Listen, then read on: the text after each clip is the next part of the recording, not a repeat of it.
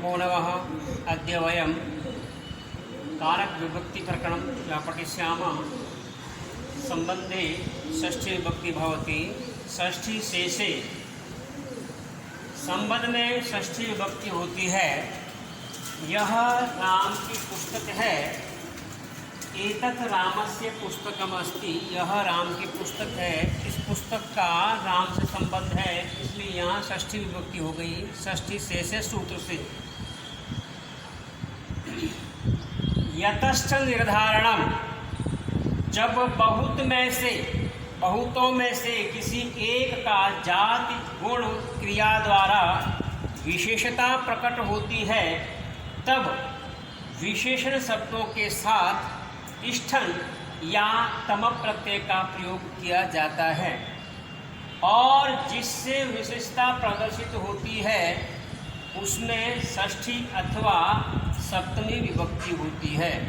जैसे कवियों में कालिदास श्रेष्ठ है, तो यहाँ कविषु षष्ठी सप्तमी या कविनाम दोनों में से एक का प्रयोग कर सकते हो।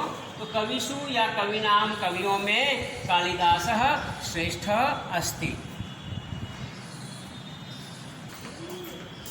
ये कुछ अव्यय हैं, जैसे अध नीचे, ऊपरी ऊपर, पुरः सामने, समक्षम सामने, समीपम समीप, मध्य बीच में, कृते लिए और अंतः अंदर। इनके योग में हमेशा षष्ठी विभक्ति होती है। भवनस्य अधः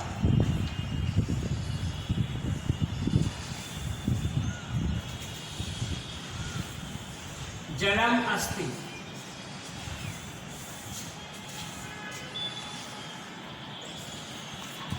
भवन के नीचे जल है। वृक्षस्य उपरि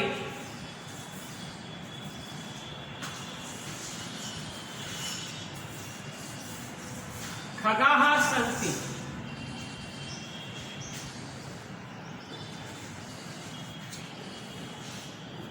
तो वृक्षस्य उपरि, वृक्ष के ऊपर पक्षी हैं। भवनस्य पुरः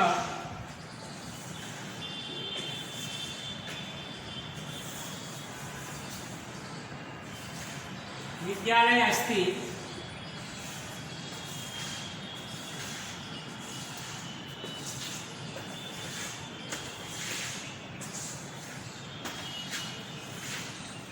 समक्षम, विद्यालय से समक्षम, विद्यालय समीपम। ग्रामस्य मध्ये उद्यानमस्ति। मम कृते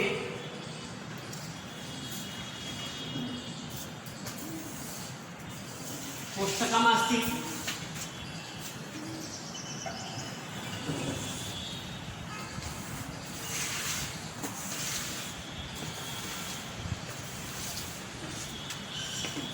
ग्रामस्य मध्ये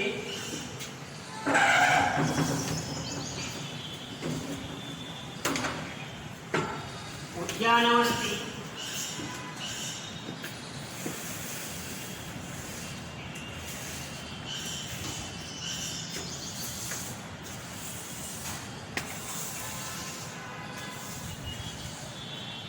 ग्रामस्य समीपम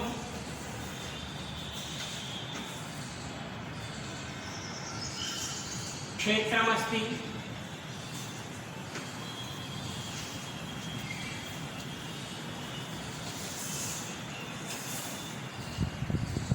विद्यालयस्य समक्षम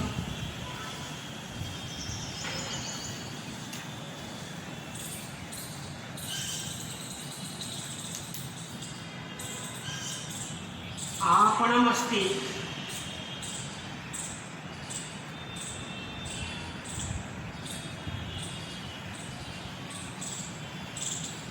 इस प्रकार इनके साथ षष्ठी विभक्ति होती है।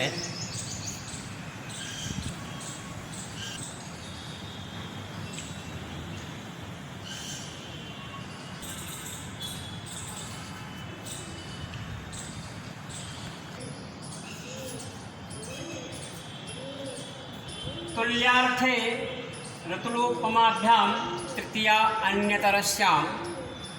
तुल्यवाची शब्दों के योग में षष्ठी अथवा तृतीया विभक्ति होती है। सुरेश महेश के तुल्य है तो सुरेशः महेशस्य या महेशेन तुल्य अस्ति।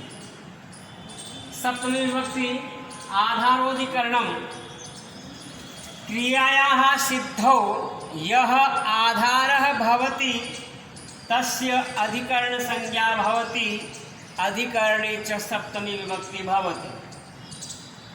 क्रिया की सिद्धि में, क्रिया को पूर्ण करने में जो आधार होता है उसकी अधिकरण संज्ञा होती है और अधिकरण में सप्तमी विभक्ति होती है।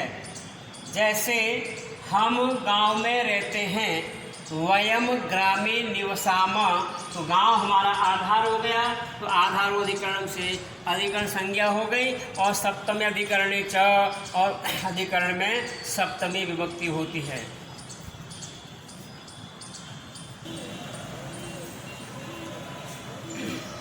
यस्मिन् स्नेह क्रियते, जिससे स्नेह किया जाता है उसमें सप्तमी विभक्ति होती है। जैसे पिता पुत्रे स्नेहयति, पिता पुत्र पर स्नेह करता है, तो यहाँ पुत्र की आधार अधिकरण से अधिकरण संज्ञा हो गई और सप्तमी अधिकरण च सूत्र से सप्तमी हो गई।